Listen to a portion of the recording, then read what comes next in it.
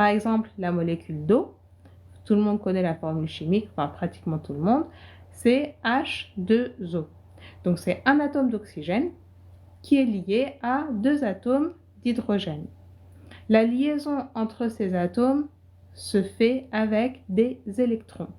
Donc en fait, chaque atome, donc que ce soit l'oxygène ou l'hydrogène, chaque atome, il contient en son centre un noyau et tout autour, il va avoir des électrons qui sont des charges négatives qui vont graviter autour de ce noyau. C'est comme par exemple, c'est comme en fait le Soleil, le système solaire, la planète, et tout autour, vous avez des satellites qui vont graviter autour de la planète.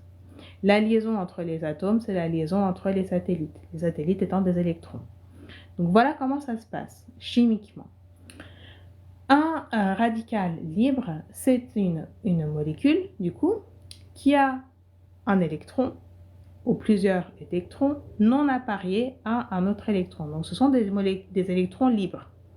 Ces électrons libres, qu'est-ce qu'ils veulent faire? La seule chose qu'ils veulent faire, c'est de se lier à un autre électron pour se stabiliser. Donc ce sont des molécules très très très réactives.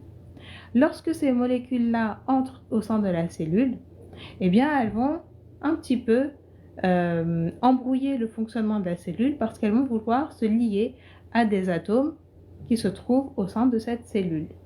Et généralement, ça peut être soit au niveau de l'ADN, soit au niveau de d'autres molécules au sein de la cellule. Et c'est ça qui va former un stress au sein de la cellule.